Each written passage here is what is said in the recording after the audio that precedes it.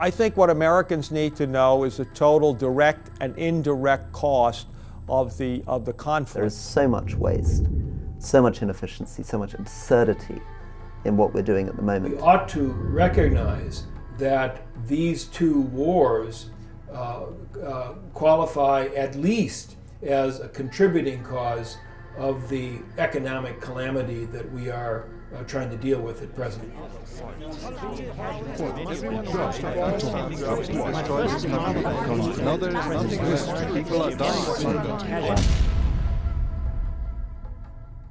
Your soldiers lose their life in Afghanistan, you give your blood in Afghanistan, you give your taxpayer money in Afghanistan, for what? It now costs about $775,000 a year to put a soldier or Marine into the war in either Iraq or Afghanistan. That's about 3 times as expensive as any war the U.S. has ever had. In today's dollars, the amount that we spent per troop in World War II was $50,000. We're spending 10 times that per troop in Iraq. We can expect that the per troop cost in Afghanistan is higher than that. I would expect that it will be between 20 to 50% higher cost in upfront cost per troop. Afghanistan is very difficult to supply, and it becomes much more expensive to ferry the stuff either through Pakistan or to come in the other way from Russia and through the Caucasus states. The whole situation in terms of supply routes into Afghanistan is very, very different than it is in Iraq.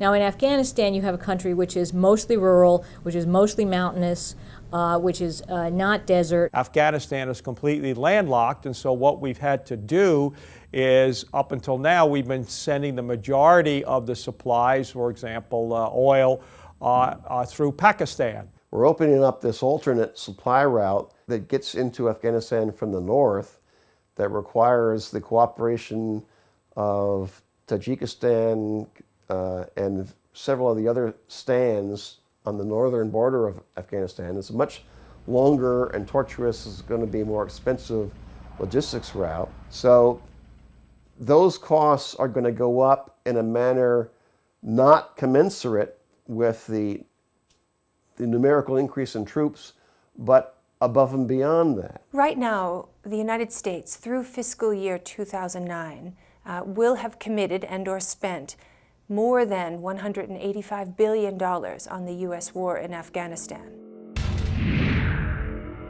I feel like we haven't done the right thing on our part. You know, we spend so much money over here, but we don't spend it the right way.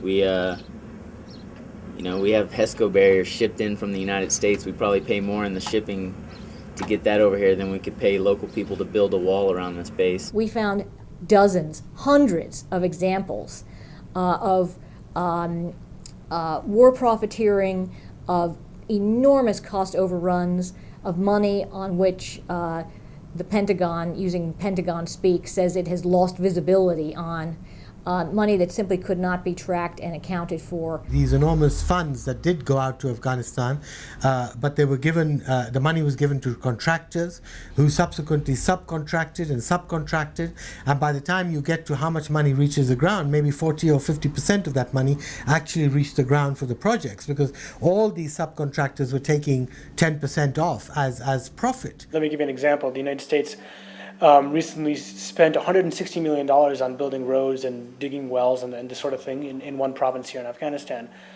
But the way that works is they're giving that $160 million to a preferred contractor who then goes and subcontracts this out to a local Afghan company. And the Afghan company will maybe get 10% of that. And everything in between is pocketed by that middle company. And so this is a massive amount of waste for American taxpayers, but also there's no oversight for the projects that are actually being constructed. I've talked to construction contractors that go and who are tasked with the job of building a well, for example, and they'll go and take a picture of some well out there that has already been built and show it to the Americans and say, this is the well that we've built. And they'll say, okay, thank you very much, and here's your money. There's no oversight, no accountability, nothing whatsoever. Those wells, like those hand pump wells you see everywhere, how much you said that it's like $700 to $1,000 to build one of those. We've been paying like 10 grand per well. The local Afghans from rural communities, when they come to Kabul and they see these international consultants who drive in Toyota Land Cruisers, who live behind barbed wire and blast walls, who have, highly paid, security guards that have swimming pools, that are importing food from America, realizes and gets angry that the money that was supposed to be for them is actually going really to sustaining a Western lifestyle for foreign consultants, as opposed to providing them with sanitation and wheat and local education.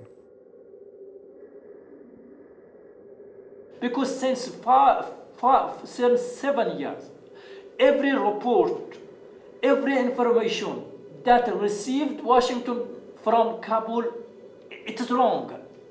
For example, Washington received a lot of information report about reconstruction in Afghanistan. There is not reconstruction in Afghanistan.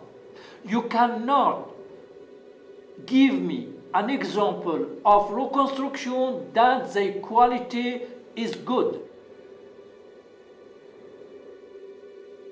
In Afghanistan, I've heard the statistics cited that there are more private security personnel, Afghans working for Western security companies, than there are enlisted personnel in the Afghan National Army.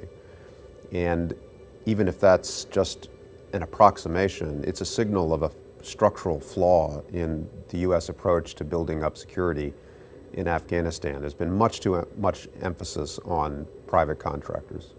Companies, contractors who are employing their employees through shell companies. For example, KBR has employed many of its employees through shell companies in the Cayman Islands, which means that the company and the employees don't have to pay Medicare and Social Security insurance.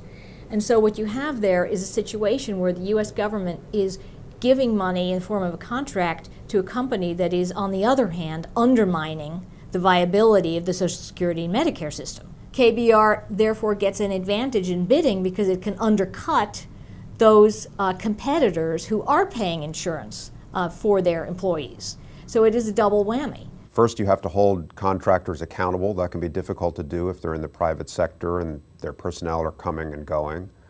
And secondly, there's a problem of essentially the strategy. What are you really trying to build here? Are you trying to build profits for corporations that are domiciled outside the country, or are you building permanent national institutions inside Afghanistan that can gradually take control of the country and reduce the need for Western partnership?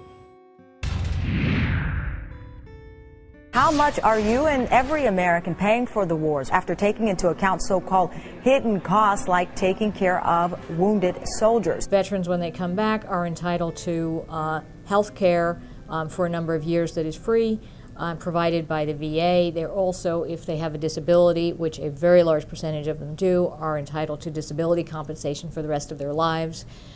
These things are very significant long-term costs. And then there are also what we call social costs. In other words, these are costs that they are real and somebody pays them, but the government doesn't pay them. For example, if a veteran comes home wounded and his spouse or parent has to quit their job to become a full-time caretaker, and in 20% of cases this is what happens. If that happens, that person is giving up an income. That is a loss to the economy and to the person. That is a social cost. The indirect costs, for example, having to deal with people that are wounded, people who are suffering from post-traumatic stress syndrome, for people who will require care from the Veterans Administration. If you continue on this current pace, what you're talking about is a war that will cost, by the end of this decade, close to $1 trillion when you count all of the costs. The Afghan government budget, salaries for government officials, is about $1.2 billion a year. When you hire, 150,000 police officers, which is, what Obama would like to see, you have to pay that salaries. And the bulk of those salaries today are paid by the US government. So you really have a problem in the sense that Afghanistan is so desperately poor, and the fact that all the money for local police officers to government ministries such as the women's ministries come from outside, it is simply not sustainable.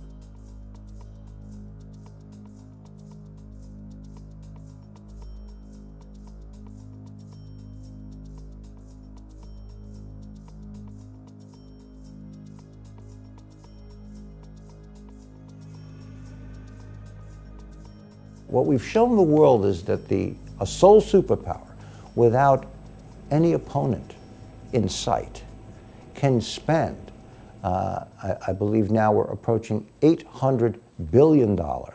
Long-term costs may be more in the vicinity of $3 trillion, that we can lose 5,000 Americans, that we see another 30,000 injured. And this tremendous expenditure cannot stabilize two countries who together comprise about 1% of the world population.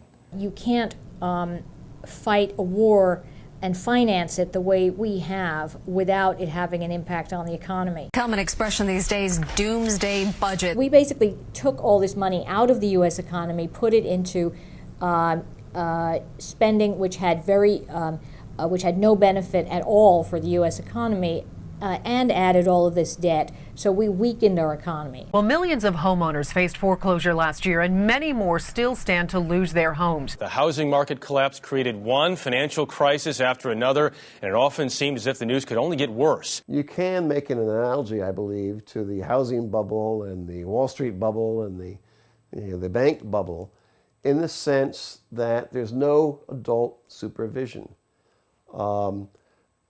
That's a lot of the fundamental problem that got us into trouble on housing, banks, and Wall Street. Congressional aides say President Barack Obama is now seeking $83.4 billion to fund the wars in Iraq and Afghanistan into the fall. More than $185 billion. $775,000 a year to put a soldier or Marine into the war. Close to $1 trillion when you count all of the costs. So perhaps we can look at the cost of the U.S. war in Afghanistan around the country. We'll start in the South, in Alabama. That state will pay, through fiscal year 2009, $1,695 million for the U.S. war in Afghanistan. All of these people in Alabama, plus 200,000 more, could have full health care coverage for 1 year for what Alabama will pay for the U.S. war in Afghanistan. In New York, it will pay through fiscal year 2009 nearly $17 billion for the U.S. war in Afghanistan. That's equal roughly to, another figure, nearly 2 million Head Start places. We can get to Arizona, that will pay $2.5 billion for the U.S. war in Afghanistan. 20% of Arizona residents are not covered by health care, and half could be if these federal tax dollars were allocated differently. I think the real key is going to be letting the American people know the full cost and the duration of the conflict. Because if the American people are not willing to support this war, it cannot be waged and accomplished successfully.